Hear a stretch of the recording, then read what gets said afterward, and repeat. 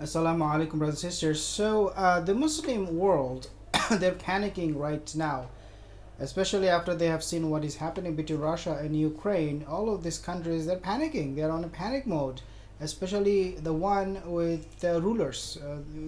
Where there is no democracy, where people are not happy. Looks like these rulers, head of state, they're finding themselves in hot water.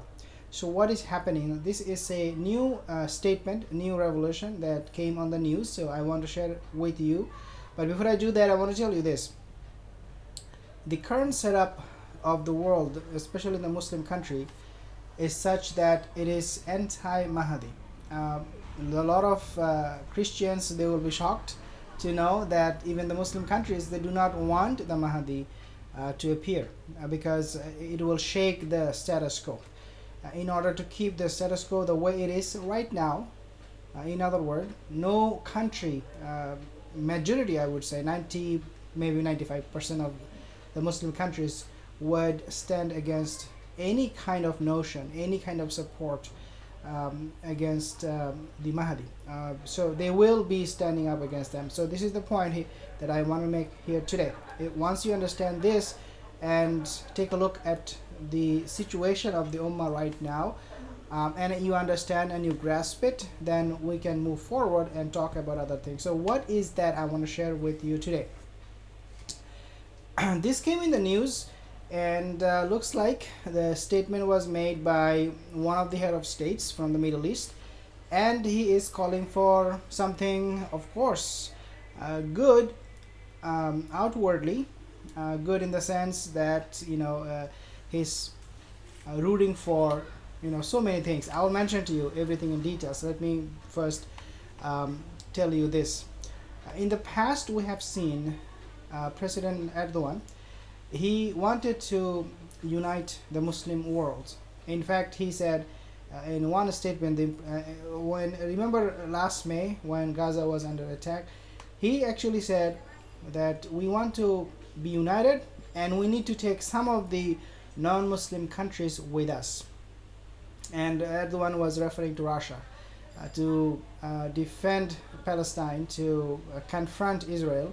He said we need to side with Russia, some other non-Muslim countries that would support us. Remember that? Okay, so what is that new statement? What is it that I want to talk to you today?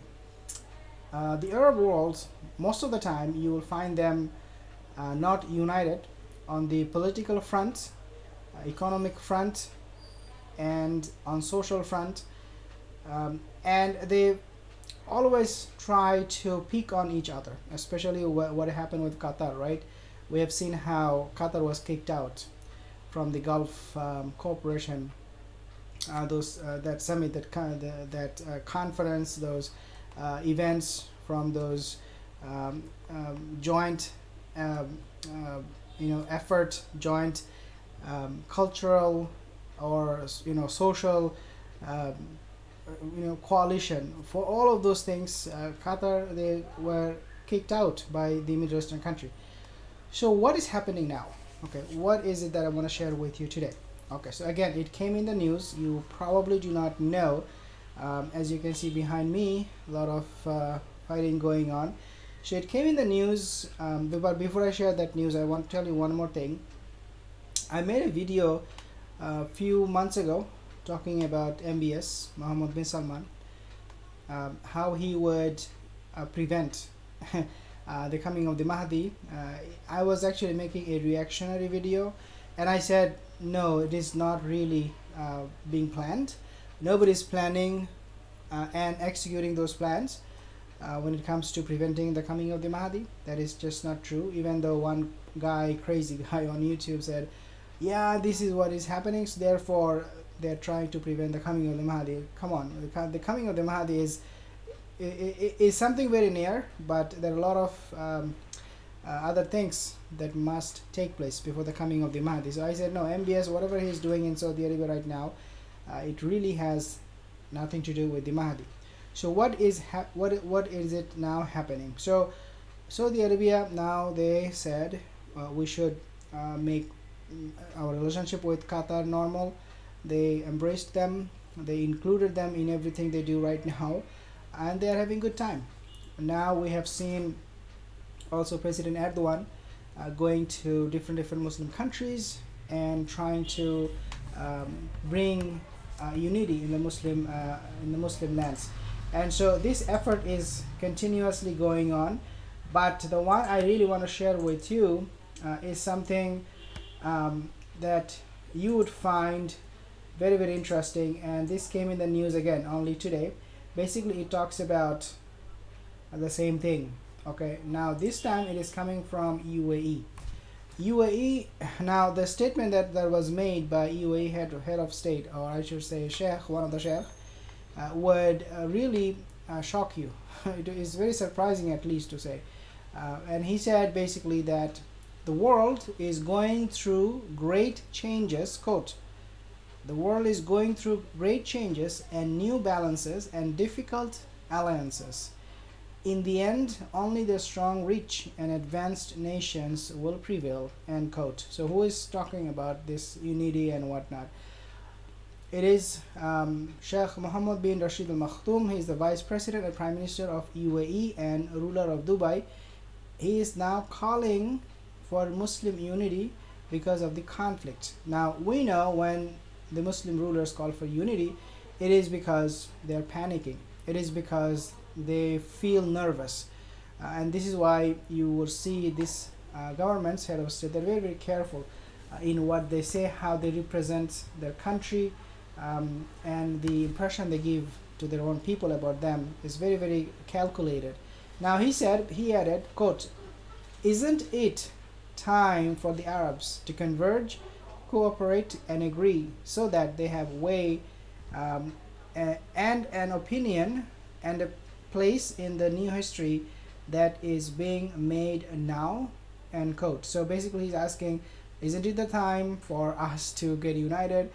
So let's take a look at the first statement in regards to the coming of the Mahdi. He said, the first one, the world is going through great changes and new balances and difficult alliances.